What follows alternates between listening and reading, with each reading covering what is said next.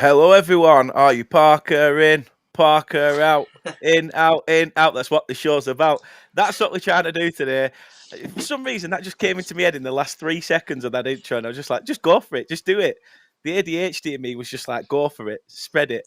But yeah, looking forward to this. It should be interesting. Holt is in the building. How you doing, Paul? You all right? Yeah, all good, mate. All good. Nice to see you both.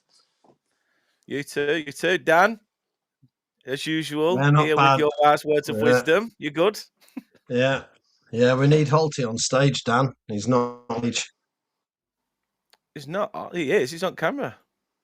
Oh, is he? Oh, he's black here. Yeah. There you go. Can anybody else see him, chat? That's brilliant. We just started off already. I'm going to check YouTube now. Started already. I'm not letting him get away with not being seen. Definitely on. Definitely on. Okay, cool. Which means, Paul, if you wanted to flick these all you wanted, fire away. Yeah. Oh, no, I can see Paul, just not in the studio, yeah. Oh, this is going to be good. This is going to be good. People in nice and early in the chat as well. Let us know your thoughts as well of what you think going forward. If you're Parker in, say so. If you're Parker out, say so. John's put in, I'm obviously out, Dan. That's not the point. He's going nowhere, so why don't we just come up with other ideas like keeping the faith? Yeah. Max says Faith departed about 8 games ago, so he can have all the faith in the world, but we have 0 chance of staying up with Parker at the helm. Why not at least give us half a chance of staying up? People just emulating, Parker in or out, who knows? Max said he can see us all, and Baxy's put yeah. So yeah to what, Max? Baxy's yeah answer is to, can I borrow 20 quid? So I hope anyway. Yeah, this is only about 7 doors down. Is he? But no, it should be it should be a good one. I'm looking forward to what you guys have got to say. Paul, I'll come to you first. Tell us a bit about yourself. Obviously, you've got an affiliation with the club through family as well. Just tell us a bit about your love for Burnley Football Club. Yeah, started very early, 52 now, so I don't know how many years that is. That's about like 40 years. My dad, 40 years less than Dan. Yeah, exactly. So all started years ago. My dad was a footballer. I played for Bury Oldham and Burnley. Kind of remember the Oldham bit slightly, just given too many fruit polos, running around, getting in his way. But really remember his time when he was at Burnley, his hometown club, and it's just stuck ever since. So Nice. No contacts or anything like that at the club. Everything's moved on since those days. But yeah, live in Oxfordshire now. Been here for 30 years. Me and my son, who's Oxford born, both got season tickets and get up as much as we can. But where we are, we tend to prefer the away games. So weekend games at the Turf. Get the tickets on the exchange for the midweeks that we can't get to because of work. Buy the tickets for the away games. It's like having an home and away season ticket. So we love our little adventures, and it's the only time I can ever get my son pinned down in a car for 4 hours. And you will talk to your dad. And we have some great trips. Dan, you're saying you're up and down here. Like I said in the last one, doing more than the Proclaimers with your 500 miles. Well, 550 as you like to tell us. Tell us a bit more about yourself and why you came around to loving Burnley Football Club. Well, for those that don't know, so I was born in Burnley, which will be 55 years ago this year. My dad, who I've never forgiven for taking me out of Burnley, took me out when I was 2, but before he left, he got me on the turf. So officially, 53 years a fan this year. I now live down in Devon through reasons, not choice. And get up to every home game. I'm a bit opposite to Paul. I tend to get every single home game in, and it's rare that I get away games in. So a season ticket holder, and I'll be up again on Wednesday night, snow permitting. Yeah, fingers crossed, and like I say, safe travels. I'm guessing, are you going to Liverpool, Paul? We've just got tickets. I think so. My son was sorting those out, so hopefully, never been to Anfield, so that's a good one. No, me neither. So I'll hopefully bump into you there. Yeah, hopefully bump into you. That said, everybody's in the chat saying stuff already. Joey is in and said, "Don't just want Parker out. I want him out." Jay says, "I agree with whatever Dan says. God, nobody's ever said that in my lifetime. Either that or your lifetime, Dan. Either whichever Dan is on about." Yeah. Paul Nadden says, "Yes, my boys play nicely." Always. Baxis put Parker out. We have zero creativity. He's no bottle, and we cannot in this Premier League go defensive. I'd rather lose every game playing attacking football than sitting back letting teams come at us. Max asking if you two are going to be renewing your season tickets under the current situation. I mean, we'll probably cross that path later on, but I'm guessing 100%. No matter what the shitstorm, yeah, you know, it's the club you're backing, yes. No matter what happens. Joey says highly unlikely for him. Ruby's in and says, Darcy says hi, Dad, but she can't comment. Give her some screen time, Dan. Stop being tart. Max says, let's hope it snows then, eh? Save you a miserable journey in a miserable 90-odd minutes. Anthony's in, the Arsenal and Bristol City fan. So big up Dan and the panel. Joy says, Paul Alt wins the debate. He's on the wine. Winner. David Thompson has said, retain. Warner Casardi has the best record at taking clubs out of the Championship. Most of the suggested names are underwhelming, to say the least. The real issue isn't Parker. Instead, it's ALK. And people saying, press the like button. Right, look, we'll get into it, and then we'll come back to a couple of comments afterwards. Paul, start us off. Give us your reasons as to why your glass is half full and you're looking forward to maybe what's to come, or that it's not all doom and gloom. I think to start off with, I couldn't actually say, if you give me a tick box now, Parker in, Parker out, I'm flip-flopping in between. There's games recently, Fulham away, Fulham at home, where I was Parker out straight away. That shit that we had to witness with Hartman and the way he was decided to play that night made me think that he's starting to lose the dressing room. And then we've had better performances against Newcastle, apart from the first 10 minutes. So it's the bigger picture is, to me, and it's only my personal view, is that we're punching as a club. If you're not going to be full-time in the Premier League, the next step down is a yo-yo. And I just think that a lot of our problems are because we're caught in this perpetual yo-yoing. And I think that just damages us as supporters, almost to the point of a mental health type situation where it really does. It just gets you. And even last year, you couldn't really get excited about stuff because you knew what was coming the next season. And then you're in the Premier League and it's just absolutely dreadful. And you're thinking, well, at least next year we're going to win a load of games. And it's that flip-flop in between. And I think it's actually starting to damage the club a little bit now. It's obviously putting fences up between the fans where we should all, we're supporters. We're here to follow the club. And it's just a bit of a shame, really. But are you going to be full-time Championship? Are you going to be full-time in the Premier League? If you can't be either, you're caught in the middle. And we are the modern West Brom. There's not many teams can actually get caught in this trap that we're in now. But West Brom were the original ones, weren't they, with the boing boing baggies? Yeah. So it's more the situation to me rather than saying, right, it's you to blame, it's you, pace, F off, whatever and stuff. I think it's the situation, it's the churn of players. And I also have at the back of my mind, which is keeping me from saying Parker out properly, is it's not the compensation that it costs to sack Parker. It's the fact that if we do and we change managers, not only are we going to get a cleansing of the squad again at the end of the season, I think a new manager almost doubles that effect because you've got so many players that were signed by Parker. There's a lot more to it than a lot of people saying, oh, we can't afford to sack him. Of course we can, absolutely no problems whatsoever. It's the other effects of switching managers that just holds me back slightly, thinking that it could do us more damage than good. Oh, it's kind of where I am at the moment, but leaving Brighton 15 minutes early, which I never leave games early, but I was frozen to the bone. I'd had enough. And I said to my son, Charlie, come on, we're off. And we legged it. And it felt wrong because I never usually do that. But I'd had enough. We weren't going to do anything. If anything, we were going to go 3-4 down. And so that was another one of those where it was, ticking a box, Parker out, maybe it's time for you to go. So that's kind of where I am at the moment. No, it is a tough one. I mean, Dan, you're very much foot in the out camp.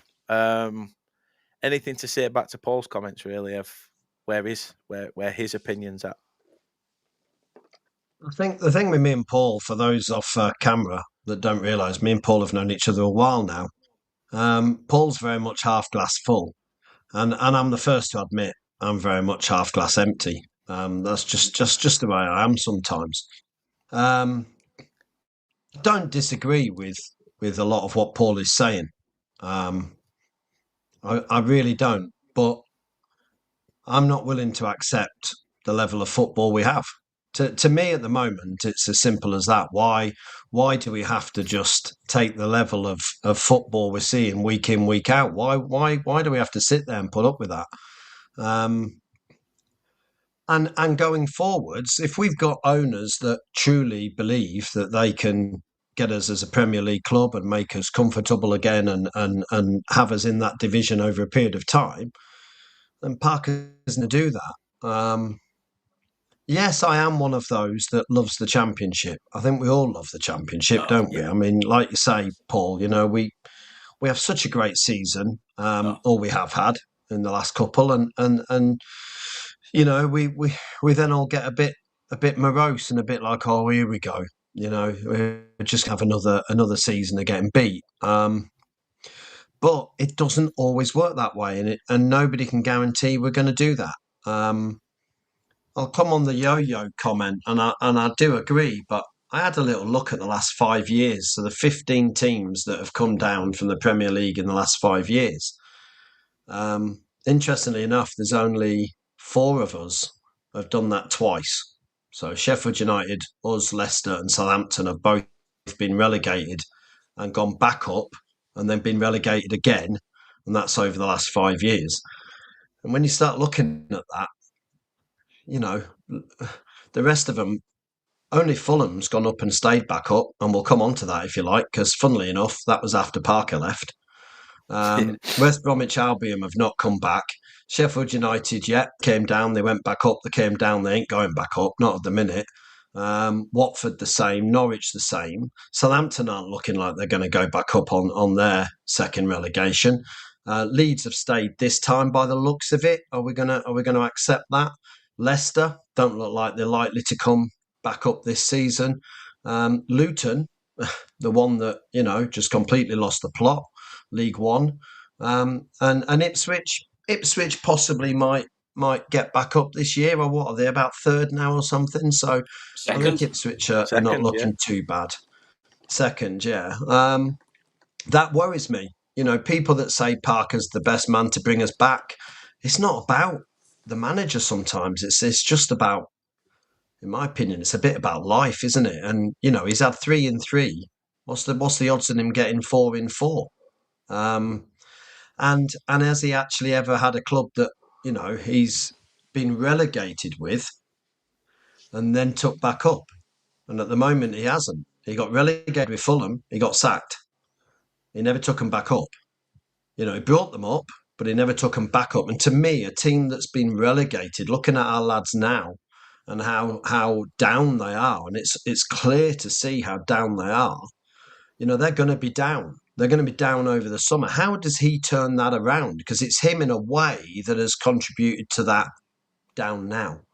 So to me, there's only one way, and I'd rather have a manager, even if it's just come in and prepare us for the Championship. I'd rather have that than not. I mean, Paul, you could sort of, in a way, say that we didn't get rid of Dash when the chips were down and we got relegated and we came back up again. I mean, is that sort of a fair argument to say in regards to Scott Parker as well? It is, and it was the same with Vinny. It was Vinny that chose to leave us, and I believe all the plans, apart from obviously now we found out there was a bit of rowing going on in the background that we didn't really know about right at the time. Yeah. But the plans were very much that Vinny stayed and got us back because we're on this 5-year journey and that type of thing. It was only paying £20 million for him, which money well spent, wasn't it, as it turns out. The reason why he left. So in that way, it would be fair to give him the chance. And I know, like Dan's mentioned recently about Dyche ultimately being sacked in the end, and his form was better than what Parker's is right now. In some ways, that might be a more accurate snapshot. But yeah, I'm just I can see Parker doing well next year because we're a parachute team. If you put him into a team that's never been up, you might see him sort of start to struggle. But I'd be confident with him. But what my absolute cut-off point with Parker is as soon as I sense that he's lost the dressing room, it's just game over. You can't be a manager, you can't be a coach anymore. You've crossed that line, you've lost the players. There's no point you being in the building anymore. Really sad, but off you toddle and we try somebody else. I don't quite get that sense at the moment, but we're obviously starting to go that way. Well, while Jadon Anthony still plays for Burnley and has Parker nudes on his phone, I guess that won't be happening anytime soon. I like Jadon, and it absolutely kills me that he's absolutely shot of confidence. Yeah, whether a lot of or people not he's said an 100% that he was Premier League told player, not to do certain things, was there? That he's, he started by cutting in and then eventually was told don't do it, which is for me, I find bizarre when he was up there on the goal scoring sheet. Why exactly? Why nullify his game? And I think, Dan, that comes to you, doesn't it? Do you feel that Parker is nullifying a lot of these players' strengths? I mean, it was interesting seeing Amarin get sacked today, and I was sort of reading some of the Man United fans' comments, and a lot of the Man United fans are saying what we're saying about Parker, that Amarin didn't let the Man United players play to their strengths in their positions, in how they enjoy and like to play, and I do feel for some reason, because I wouldn't say he did it last season, but I do feel that he sort of came up to the Premier League and he almost felt he had to change it. He had to just completely swap the whole thing around, and why it just didn't make any sense to me. So yeah, without a doubt, 100%, the players are not allowed to play their game. And Jadon Anthony to me was the prime example. And look what's happened. Yeah, not good. I did notice as well with Hartman, who obviously started off quite well, then went through a phase of games where he'd actually stopped when his feet hit the halfway line. And that was just absolutely bizarre to actually see. But he was obviously told, you're not the one to do the marauding up. You get there and you don't go beyond the halfway line. And that seemed to be a pattern for a couple of games. So we all see the same things, but we just interpret it in slightly different ways, don't we? But Anthony just shot, absolutely shot at the moment. And but then on Saturday against Brighton, 14 fit players plus Ashley Barnes was all we had to choose from, which took us right back to the Dyche days when we couldn't fill a subs bench. But when the team's doing badly, it's amazing the snowball effect and the different things. Like your injuries seem worse than they ever do. You get your Hartmans having little drops in public. Everything you see. When I used to work in hotels, when you're super busy, you just fly over the top. You don't see any of the problems. The first time you have like a quiet day, you notice everything that's sort of wrong and stuff. And it's a bit the same like when your form takes a big dip, you can see everything all of a sudden like, oh God, that's not quite right. And why have we never replaced him? And we haven't got a striker really. So yeah, it's a funny one. It sure is. It sure is. I mean, personally, I'm going to ask you this again, Paul, because I feel like a lot of fans are saying as well, and they have said already, that Dyche was sacked for less.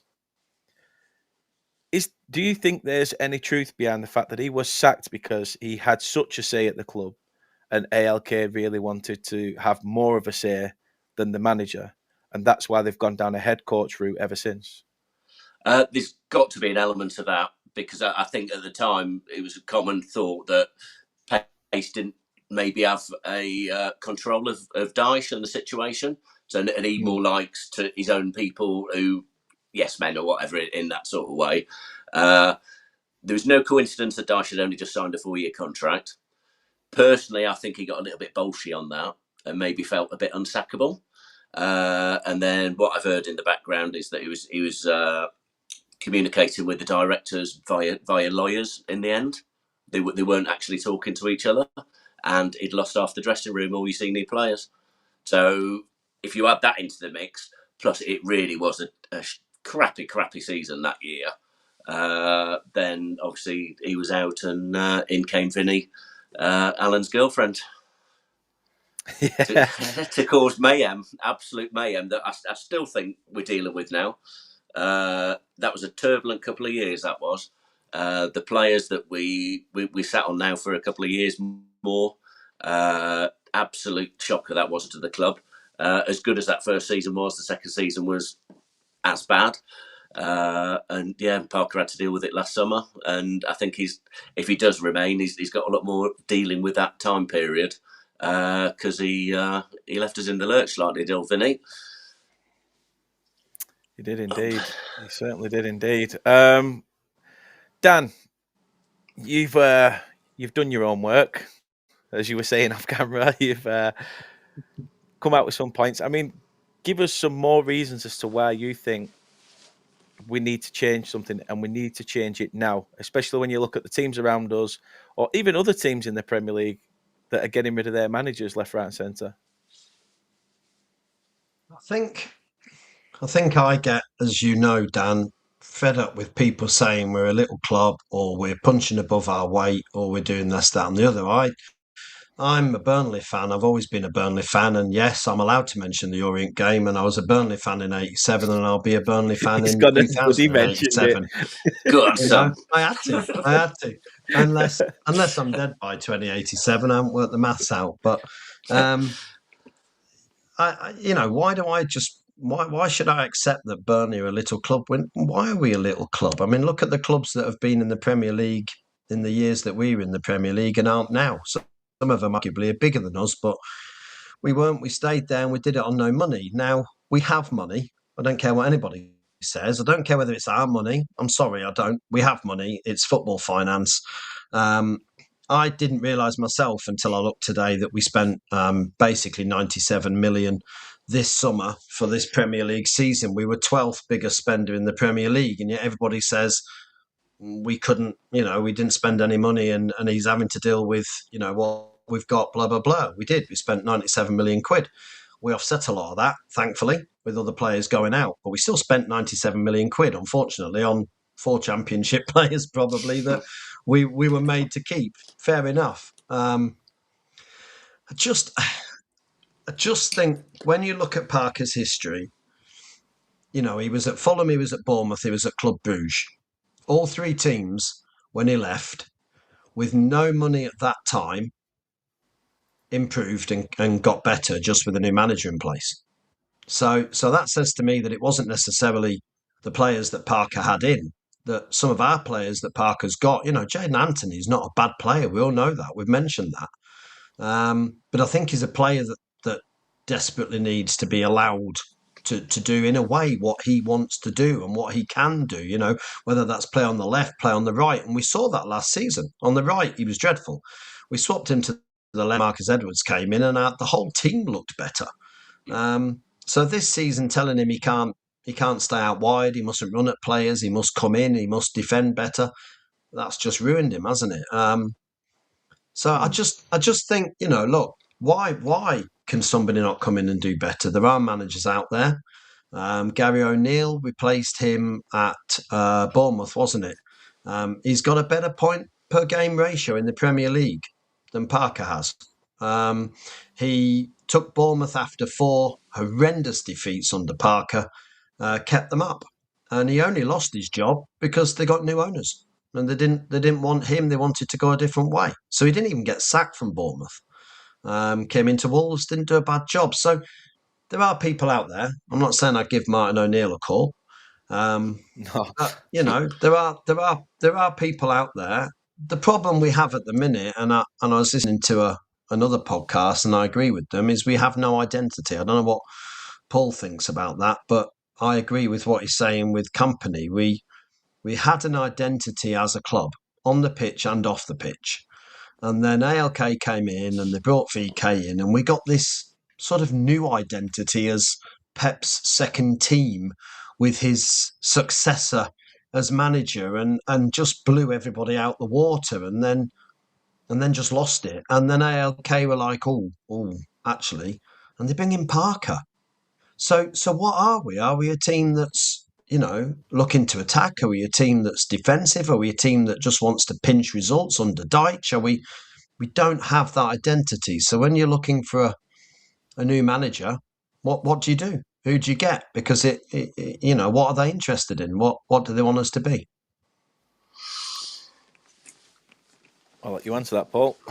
I'd say again, it's down to almost like it's the yo-yoing, and it's the yo-yoing. It's Parker coming in, Vinny leaving, and it's left us in this in between sort of state. And I completely agree with you.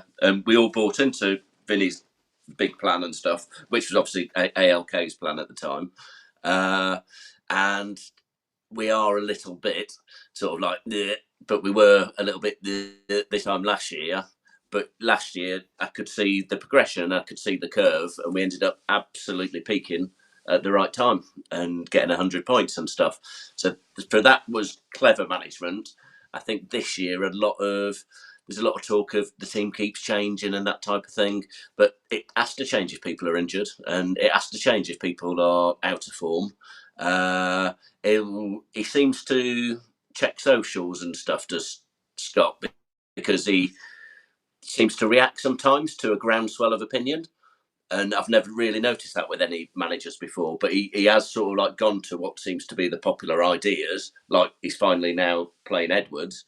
And so it's just maybe like a bit too late sort of thing. But I thought we started the season with an identity, and it was a bit stodgy and it was a bit lumpy, but it was a real idea to, we're not going to get overrun like we did with Vinny. We're going to keep it tight, and then we'll expand if it's, and that seemed to be working and gathered us quite a few things.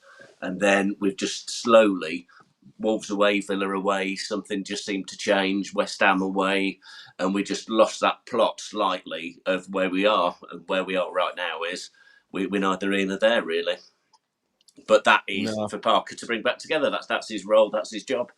So we're going to see. I've got a funny feeling Wednesday night's quite a big night.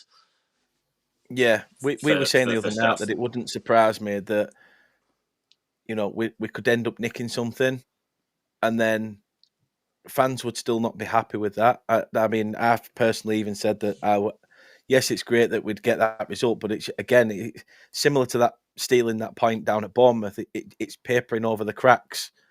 That's how it sort of feels at the minute. And I don't know whether that's just because the whole mindset's changed. I think when you look at how tactically, even before we kicked a ball this season, he was saying things like, "Oh, we're having to look at other ways of playing, to manage in the Premier League." But yet, he's not actually done what he's done the season before and tried to keep it tight. He's tried to be expansive, tried to go for that back five instead of 3-4-3 or something different. He's had about 5 or 6 different tactics. And for me, it's not even so much the tactics, it's what comes with the tactics. It's the instructions that these players are then being told. Dan put it quite well the other week. Well, I say other week, like probably a good couple of weeks back. But he even said that players are wise enough that when they come to a game, they should be analysing what's in front of them. So Parker's basically said to Jadon Anthony, don't cut in. I want you to stay on that right-hand side or left-hand side, and I want you to do what you can, hold the ball up, try and get us into an option to cross, and hopefully we get something there. But if he can see that that's not working, you'd expect a player of Jadon Anthony's caliber to go, well, no, because as soon as I go down that wing, I'm being outpaced. Maybe I have to cut in and try and find another option, and sort of undermine the manager a little bit by reading the game. I mean, would you say that there's an argument to that we need to read the games better than just be too honest and too truthful and listen to what's being said? The times I think we've played better this season and last season, so during Parker's reign, is the bits of games where usually when the opposition have scored or had a near miss or something big's happened in the game, and then we seem to have little phases where we're playing off the script. And when we seem to be playing off the script, it just seems to flow and mesh, and we're more attacking and they're running around, and we just seem to go off script sometimes. But that's obviously because the script is very strictly, this is my script, this is what you guys do, and you stick to it. But there is spells in games, and even now against Newcastle, we were absolutely sublime for little spells of the game. But it was almost like they were playing naturally rather than, and it was a result of being 2 down after 7 minutes, and all of a sudden the script goes out the window, and we suddenly look a better side. But it shouldn't take going 2 goals down to start playing in games. No, I've got to go back to Dylan's question here. And I just want to say as well, because my little girl's in the chat, so I love you too, Princess. Glad that you're in. She actually did say to me earlier, "Daddy, can I put a comment in?" I said, "Yeah, go for it. Do what you want." So I'm glad she's in. People say no to Frank Lampard, and to be honest, why would he leave Coventry at the moment with everything that's seems to be going right there? Adrian says Pace may want it to get toxic so they can have that excuse to walk away from Burnley. Maybe might be a long in the tooth sort of thing there, but I personally can't see that one. Where was Dylan's comment? Where he says, last year the football was terrible with 0-0 and 1-0 wins. I can't watch it again. Now, the football under Sean Dyche was terrible as well. It was very defensive, very, just lump it forward. But the be-all and end-all, again, can't help but mention the be-all at the minute. It seems to be that it's a results games. Business is football. And under Dyche, that tactic worked. The players he had at his disposal. Do you think Parker needs to look at the players he's got at his disposal? Because it seems like we have got flair in there. Because when they do go off script, they've got that attacking nous. They try to get past the final third and carve chances, like we saw in the second half against Newcastle. Other than that Newcastle game, really, it's just seemed like every other game has been a hit the final third and then what do I do from here? Almost like a child that's so excited to get to the top of the,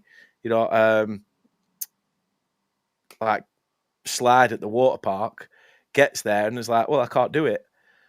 I'm too scared. It almost feels like that. Do you not think that there is an element of we panic a little bit? Yeah, I mean, absolutely. I can't work it out with Parker because, like you say, he has a certain style, and yet we don't seem to have the players for that style. If you actually look at it, and this, I guess, brings us into a whole different chat because then you're talking about why Amarin's just been sacked from Man United because it's the whole manager coach argument. So if as it appears, maybe some of the players are not even bought by Parker. He's just been given them, and he has to put up with it. And he's just a coach, and he doesn't get the say who he hires and fires. Then, to a certain extent, I'd feel sorry for Parker because he hasn't got. You look at our back four, he hasn't got 2 solid, experienced centre halves like Deitch had with, Tarkovsky and me and what have you, in his reign. And he had 2 centre halves that could literally just sit there and boot everybody and everything out of the ground if need be. Whereas we don't have that, and we don't have the players that maybe could play as Parker likes to play. And people are going to say, and we should have kept CJ Egan Riley. But the fact of the matter is, and this, I guess, is why I'm saying Parker out now, is we went through a championship season with championship players. We didn't, Pace says that he wants to get us the Champions League. right? He wants to get us into Europe. He wants to make us a Premier League team. But the problem is, the more we yo-yo and the more we play around going up or down, up, down, up, down, all you ever get is championship players. And not many of them are going to make that jump to the Premier League. So if you pick 10 and they do all right in the championship, maybe only 3 will look good enough in the Premier League. So yeah, I don't know. To me, it's a lot of everything. I don't subscribe to Pace or ALK out, or they're doing this to get rid of the club or any. I don't subscribe to any of that. No, me neither. I don't know. I do just want to. If I can just quickly pick up on, I can't remember. I think it might have been Dylan said about Parker. I think further up the chat. Can I see it from here, Dan? I'm not sure I can go back up. Which one is it? Yes, I can. Which one? It just picked up. Oh, David Thompson picked up. For your information, Gary O'Neill was sacked by Wolves when they were 19th in the table. Yeah, they were. And I was talking about Bournemouth. He wasn't sacked from Bournemouth. He was basically, well, he was sacked, but he was basically laid off because new owners came in. And then I'm pleased to see we've got Barry West in the chat, who was exactly my argument. Wolves was a different matter.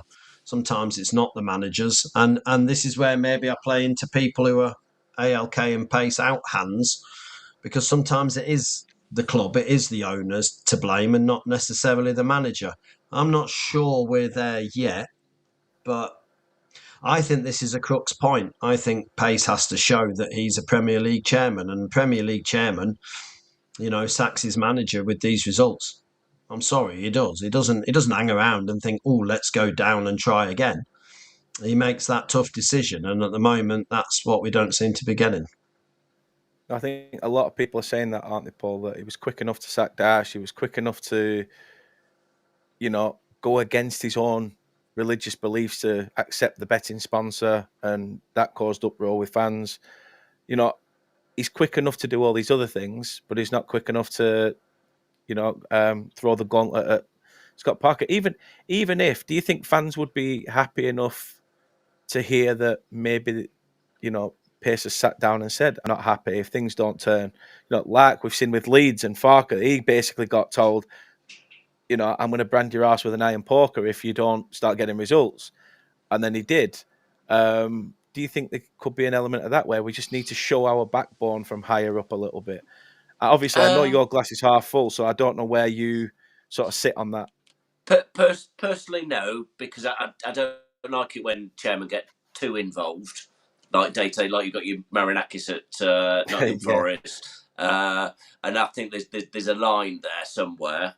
But I don't think anybody's overly fooled that Pace is a softie. Because you're not a softie with his background and what he does for a living. You're just not.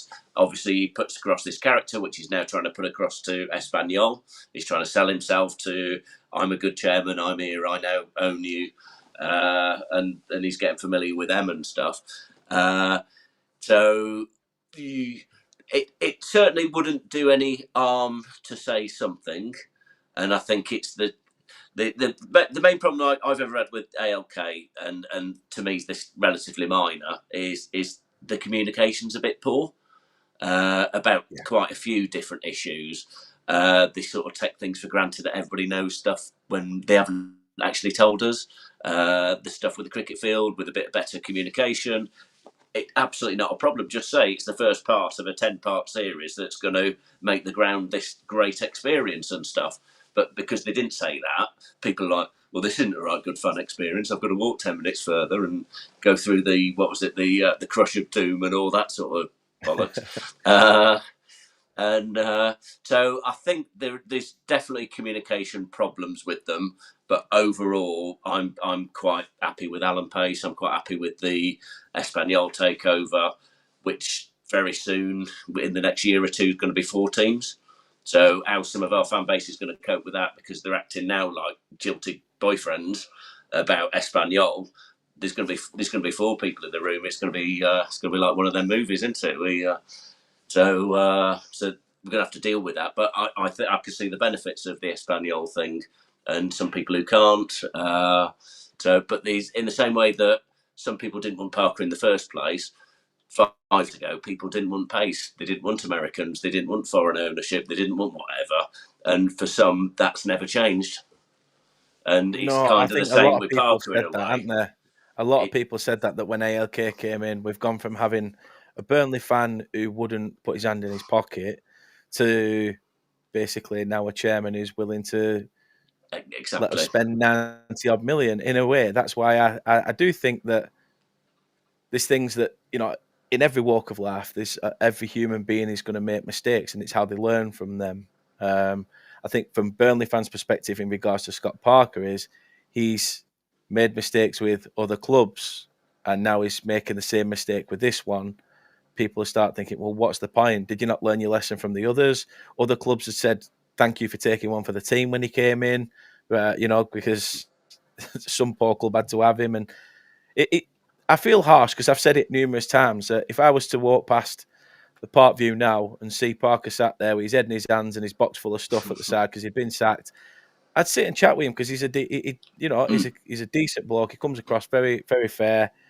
But I think at the moment, in terms of managing the football club, I'd probably put my arm around him and just say, look, it's all right to admit that maybe you got it wrong. Maybe it was this.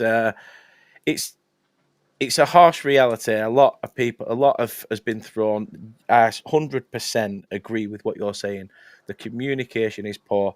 It's been constantly mentioned, and that's from ticket office to Everything. club shop, every Yeah. aspect at the minute.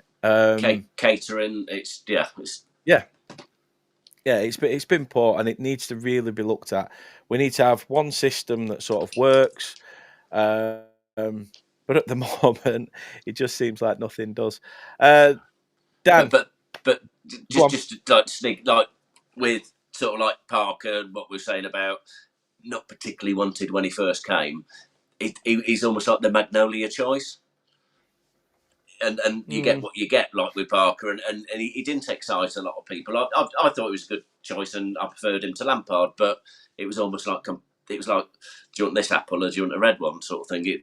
It was quite a similar type of, and I think a new person would be a similar sort of yes manny type ilk, and whoever it might be. So it might be Michael Carrick, but it comes in right. You do as we say. We get you these players, and we know further forward. Whereas I like the thought that Parker has got enough about him to learn and to improve, hold the team together. And so does Paul have a point there, Dan, that no matter what the system with ALK, sort of, if they're going to be calling the shot recruitment wise and telling, you know, maybe asking the managers, look, here's 3 or 4 players, which one do you want? It's almost like blind date, but without the screen. In the middle, and our Graham telling them what to do. But yeah, like, do you think it's a little bit like that? Do you think that again, similar, the situation is just going to be exactly the same no matter who comes in, or are you more focused on the tactical side of it, that we need somebody who's more tactically inept to get the best out of these players? Is that your argument than? Yeah, so I think we've got two things going on, haven't we? As a club, we've got fans that aren't happy with the ownership, and aren't happy with the way things are, and I don't disagree with some of that. As Paul says, you know, pretty much every single part of the club has had an issue at some stage over the last couple of years. You know, from ticketing to catering to changing the cricket field end to changing the way people walk around Turf Moor to, you know, it's one thing after another. My answer to that often is, you know, that's not just Alan Pace. You know, there are people paid by the club. Some of them are long-term Burnley employees, and they say yes to it. They agree with it. Some of them have even come up with some of it, not Pace. You know, so we do seem to have a lot going on in the background. To me, at the moment, if we are going to have a coach and we're not going to have a manager,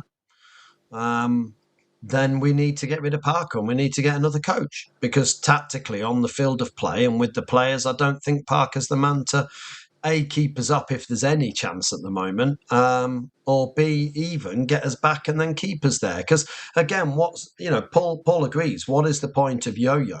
You know, in a way, the yo-yo damages you to the point of baggy, boing, boing. You know, and they're very far from looking like they're going to go up again after all the years of doing it. And we don't want to be that, in my opinion. We just want to get there and stay there, and that's what Pace is saying. Now, he brought in Vincent Kompany, who certainly, from what we know, unless people can tell me different, he was more of a manager. He did, he did run more aspects of recruitment, the club, blah blah blah, than maybe we're allowing Parker to do. And so, what are ALK going to do? Are they going to just bring in another coach and do another? Yeah, it seems to be the modern way, isn't it? We don't have a backroom staff that goes. So that's the other argument, and Paul would have every right to bring that one back, So we get rid of Parker, but we won't get rid of the first team coach, Henrik, whatever his name is. No, We I won't get think rid of the set piece Henrik will coach. We stay, won't but get I rid of. think it'll be his assistant manager that'll go with him because he's gone with him to a few That's clubs. it. As, He brought. I don't. Well, I was reading today. Was it even his assistant manager that came in? I thought he brought a technical director in, or is that what he calls his assistant?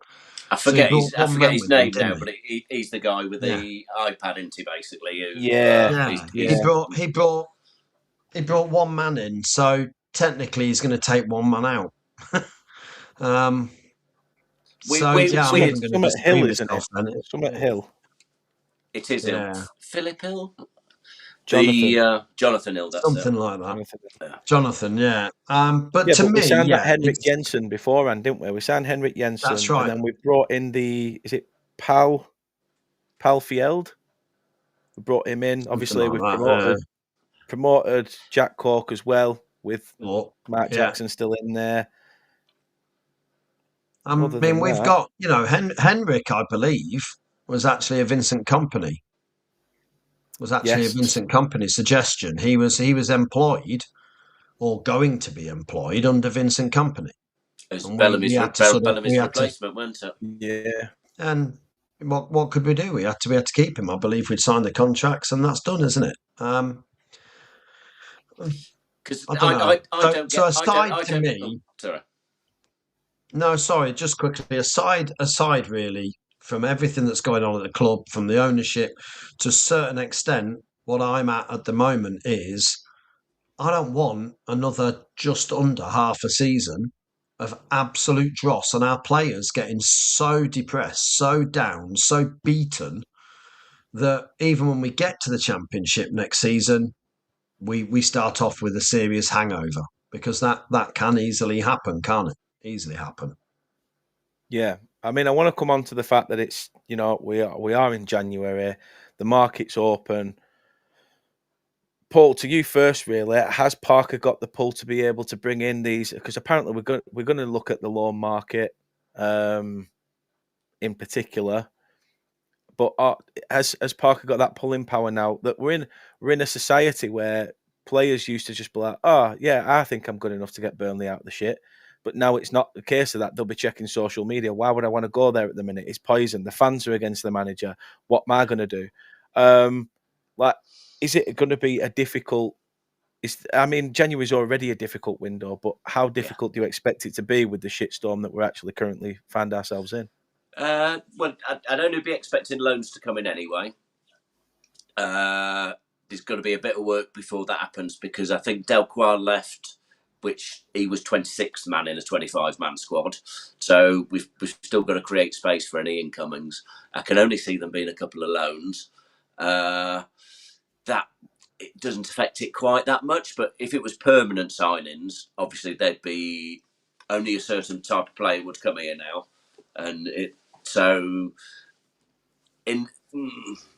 it'll get a couple of decent loans in if you can get a couple out to create the space for them.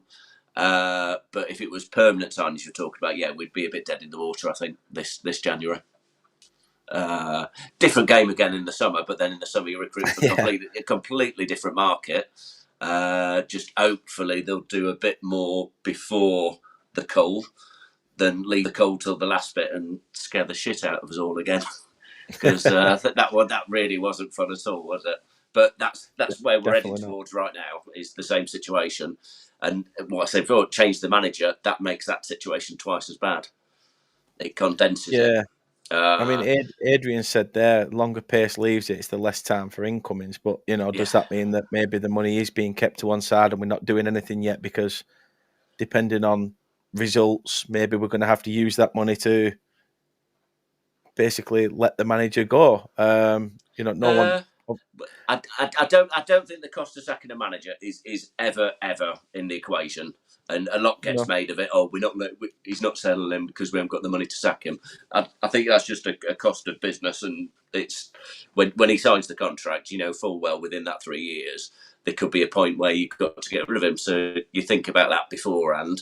But it's the knock-on effects for me of sacking him, which basically means we give it up on this season, and we're looking at a massive churn again, sort of thing. But going back to Dan's, another point, what we touched on then was who would we replace him with, and Gary O'Neill. For me, if you speak to Wolves fans and you speak to Bournemouth fans now, they don't have a right lot of nice stuff to say about him. And it's very, very similar to the not very nice stuff that their fans also say about Parker. And that's despite Gary O'Neill saving Bournemouth that year, which is bizarre. But Bournemouth, a couple of weeks ago when I was down there, they are a bizarre bunch. To be fair, I think O'Neill's been linked with a Strasbourg job. If Rosenier goes to Chelsea as well, hasn't he? So, and that's a shock, because he was another one that was linked with us and chose to go to Strasbourg instead, which obviously done him well. But at the time, I was like, ooh, Hull fans. Todd Bowley money, though. Todd Bowley money speaks. Hull fans, beneath it all, couldn't wait to get rid of him when he was at Hull, which was never publicised, never talked about, but that they were relieved when he left him in the end. But he did do a decent job there. So we will see. He did. David said in the chat, communication is dreadful, particularly where the club's finances are concerned. To quote Pace, I might invite you for dinner, but not into the bedroom. Dan, you had something to say on this when you watched it before, didn't you? And you said, well, clearly he's not going to say about finances. It's until the end when the accounts come out. Do you have anything to say back to David's comment? Well, yeah. People talk about some of us fans are entitled. I mean, who are we to be told how he does his money? I mean, at the end of the day, we are competing in a cutthroat business worth hundreds and hundreds of billions of pounds across the world. You don't give an edge to your competitors. Why would we start, saying, yeah, come in my bedroom and look in my underwear drawer and I'll show you where everything's kept and everything's going. Come on, you don't do that, do you? So I actually thought Pace was brilliant when he answered that. I thought it was a fantastic answer, We'll happily see you for dinner. I'll happily show you the accounts at the end of each year, partly because I have to. But am I going to show you where I'm getting the money from, where it's going to, and how I'm churning it round and round? No, I'm not, because I don't want other people maybe to know a loophole or a whatever I've got. Now I know that fans don't like that, and I understand that. I really do. But what do we want? We moaned for years and years and years and years that we got Del Stevens. That was what we were doing. We were buying, £1 million players. We were, if that, half the time. And now we're moaning that we've got an owner that can find 100 million to and now the recruitment might not be great. And that's what we've got to work on. But the fact of the matter is we've spent more money than we have in our entire history in the last 2-3 summers, and you can't have both, can you? You can't have a perfectly well-run club. I live down near Exeter. They're fan-owned, and they nearly went bust this season. They've been talking about, can we get to the end of the season? Now they're fan-owned. They could not be better ran from a financial point of view. They'll never get out of League One because of it. What is it as fans we want? It's a tough one, isn't it? Tough one. Yeah, ALK would spend so much more money than they do as well if they were allowed to, and that's the other thing that we're caught in. It's not just the yo-yoing. At the start of the season, I saw a brilliant slide, and I've never been able to find it since. But it said what each club in the Premier League was allowed to spend this year under FRP or whatever they call it nowadays, and we were bottom on something like 47 million net spend. I think Leeds were about 70-ish or something like that net spend. Sunderland were allowed 140 odd million. Plus they then sold Bellingham, which gave them another 30 million they could spend. And by Jove, they've spent it. to me, and it's another reason why I don't think we'll buy anybody. This thinks we've spent what we're allowed to, and we start going beyond that, and then all of a sudden we're going to have points deductions on top of the shit that we've got to deal with every weekend. And somebody said that really yesterday. Weird. Someone said that yesterday. Do we just fuck FFP off and just do something? Just like spend and take the risk? Oof. We're going down really dodgy streets. That's like going down into a Leicester situation, isn't it? Because Leicester obviously got all over. I think they're looking at 15 points deduction, aren't they, in the Championship? That could technically relegate them. And Forest tried the same, and then I think they sold a few, didn't they? And they just about pulled themselves back out of it. But they were in a right pile. They were at one stage. I think there is a way to play the game a little bit, and I think that's what Forest did. But it is a dodgy game, isn't it? So, okay, if we could go out and spend 250 million tomorrow and bring in players that will guarantee to keep us up, and then we could sell and guarantee to sell one or two players for 150 million over the next 2 years, or it's over a 3-year period, isn't it? This FFP stuff. Then okay, you might have got away with staying in the Premier League, and you might, just like Forest, get away with, points deductions or whatever. But if it doesn't happen, what then? If the Greek idiot had got it wrong and it hadn't actually worked, the amount of money he spent, and a couple of those players, if Chris Wood, beyond anything we ever saw at Burnley, hadn't last season been, second or third top goal scorer in the Premier League, where we're Nottingham Forest. So, this is it. And what's happening to Forest now? I mean, if it wasn't for us being so bad and West Ham and Wolves being so bad, there's a very, very good chance Forest are going down, Dyche or not. Yeah. And that's because they're now not able to go and do it again. They did it to stay up. And I think it'll be the same with Sunderland.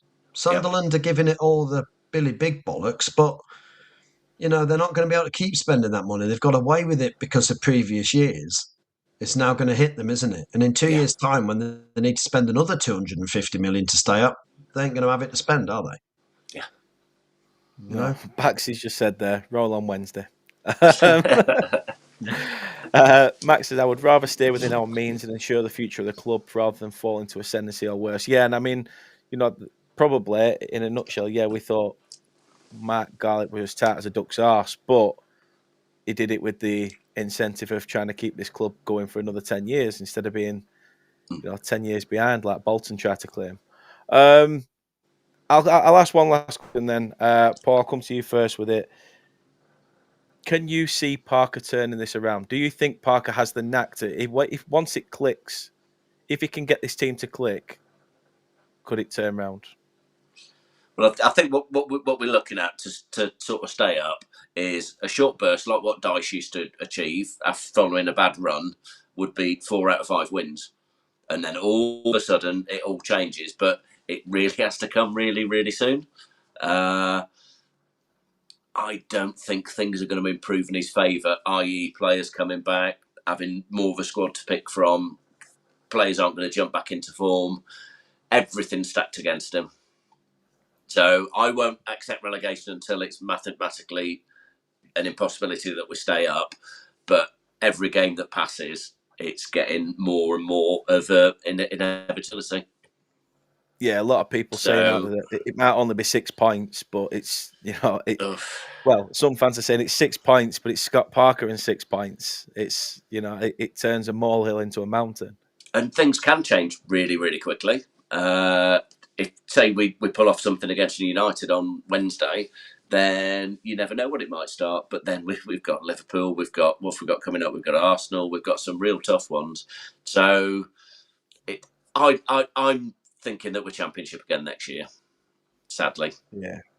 And it goes off what you said there. If we pull anything out with or without Parker as well, I think we're going down this year, which is awful. Won't stop me going, but yeah. No, definitely not. You said about pulling something out from Wednesday. It would not surprise me if Parker pulls off our most informed and influential player, 89th minute, and brings on fucking Mike Trezor in a CDM role. Brings back Kevin Long up front. God. Yeah, Dan, what do you think?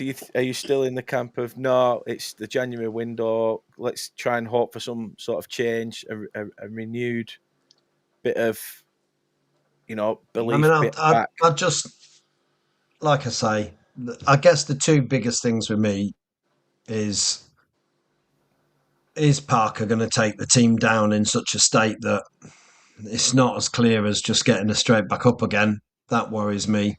Would a new manager be able to come in and just, even if he can't keep us up, would he be able to maybe just steady some results, just bring the players back together and just prepare everybody for next season and have a better fight at it? But I just, yeah, I can't disagree at the moment that a new manager coming in couldn't save us. Currently, I couldn't agree with that. Based on other teams, based on Forest, based on West Ham, we're in a unique Premier League this season, in my opinion. There are five, possibly another might get pulled down. So there are six really, even at this stage in the season, that could potentially, I mean, all right, drop Wolves if you like, but the way we're going, Wolves could get above us. Not that it'll stop them, keep them up, but So to me, it's not like other seasons. We're not just fighting against Leeds and Sunderland, and there's three of us down there, and we're 8 points off the fourth, or 12 points off fifth from bottom, or we are still within 2 wins, like Paul says. Very quickly, the difference I think with Deitch and Parker is what Parker tries to do is default to getting a 0-0 draw. That's his, we'll default to just putting every man behind the ball and try and get a point. Deitch seemed to get more draws already, which Parker we all hoped would do after last season, and he's not managed. And Deitch's default, Paul, and unless you think I'm wrong, was we'd suddenly nick 1-0 wins. It'd default us from, and whereas Parker doesn't seem to be able to do that. Parker just tries to default us to hold on as long as you possibly can and see what happens. And unfortunately, we haven't got the defence to do that this season. It's just not happening, is it? I think Parker sees a draw as a positive result, whereas in the Premier League, I kind of do, because it's not a 0 points. You are making progress on your points total, and you're playing against the best players in the world and stuff. But I think in general, I think that's how Parker sort of thinks about it, is that a draw's a good result in the Premier League. Whereas how many games could we have just have won this year? And how many should we have won? And then we haven't even mentioned referees against us and VAR and all that sort of crap that comes with the Premier League. Well, yeah. It's on a weekly tomorrow's basis. show. That's tomorrow's show. Yeah. VAR and referees. There's lots to discuss, but it's that same thing though. Your form dips, the world just becomes against you, and it's referees, it's injuries, it's illness, it's form, it's people having little epithets or whatever, and I should be playing every week, and you get your prima donnas and stuff. It just all comes out the woodwork, and we're in that horrible situation that most of us could foresee this year coming. So definitely. Yeah. Definitely. I'll finish on then. Where are you at after the debate between the two of you? Are you in or out as it stands, as it currently is? It inevitably seems to be sliding towards Parker leaving us. But I still can't right now say, tick a box, Parker out, Parker in. I'd love to see him evolve into a better manager over years and grow with us. Like when you take a young player on, you take them on, you coach them, they come on and they end up playing for England.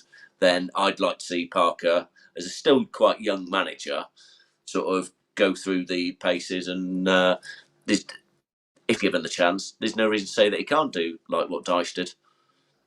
But he might need to come through that cycle and do it and stuff. So, who knows? But it seems to be inevitably slipping towards a change of manager. Dan, particularly your position hasn't changed.